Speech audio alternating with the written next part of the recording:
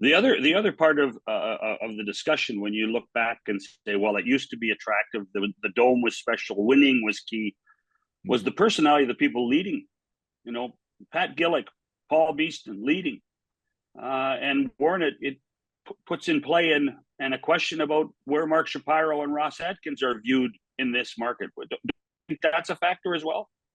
I absolutely do. I came through the I came through the JP Ricciardi. When JP didn't choose to live in Toronto, he used to commute back and forth, to his home in Massachusetts. I think that was a big factor. I didn't touch on that as much in terms of the fact that the front office had that cachet. I think I did touch, but boy, I remember the presence. Just being around Pat Gillick, and being at of course, he was always a great representative and supporter of Baseball Canada, who I have a deep affinity for coming through the system.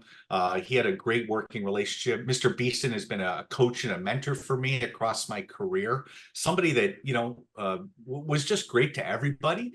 But you're right, John. They were out there, like real, Pat, maybe not as much as Paul. Paul really was a people person, and he still comes to our Baseball Canada Awards banquet every year. And, he doesn't forget a name, and he'll give you genuine time. And, to me, I don't see that from this front office. I don't see that presence. There always seems to be some, underling that's showing up on behalf of the Blue Jays and, donating a check, which is valued. Trust me. I mean, the Blue Jays and Baseball Canada are tied together in that support. But from the president and general manager level, that they're just not seen around. And listen, to me, as a proud Canadian who's come through this system when it was very lean, there were very few Canadians playing pro baseball at all. It means a lot to have this team in this front office connected to the grassroots. Do you think the Blue Jays need to change both the general manager and the president? Or would it just a change in the GM be enough? Been thinking about this a lot, Bob. I'm at the point now where I'm going to say yes. I think it's both. I really do. I think this Why? has been a long run. I think it's been a good, solid, long run at this.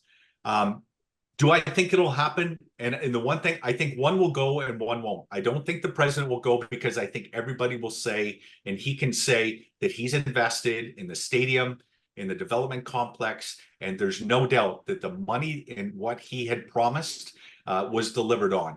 But the other half of the equation was what they promised from the developmental and the ability to tap into the minor league system and draw the prospects out. It was going to be bountiful year after year. And he even said, who are the no names in AAA? Well, you could say that right now almost. Like, there are a lot of no names in AAA. So to me, absolutely, and will it happen this offseason? Maybe not. But will their contracts run out potentially and changes happen then? I believe so. I honestly believe, especially at the general manager level, that will run out and that will change. And then it will be based on, those two being tied together. Of course, actually Mark's is first, right? Mark's only got 1 year, Ross has got 2. So I think if Mark gets signed and he comes back, which I believe will happen, does he decide to bring Ross back, in that, because he's got that 2-year contract? That's still to be seen. They're obviously tied together, but I personally think that there is a total regime change that could and should happen because of the fact that this organization just has not been able to deliver on what they had said, they would. Under those circumstances, then, if you think Atkins is going to go at the end of the year, would you give him the power to make changes this year? When you say this year, are you talking in season? Or are you talking? I'm talking about from now till the end of the year, until he's fired. Yeah. That has happened before. Okay, so this is not, we're not breaking new ground here. I'm trying to remember the general manager that was kept on to make some deals. It might have been in Detroit, back under Mike Ilitch, where the general manager was in charge of the draft, which has gone through in the trade deadline. I think that you would let him have the rest of the season, but I think now you've already put the plans in place.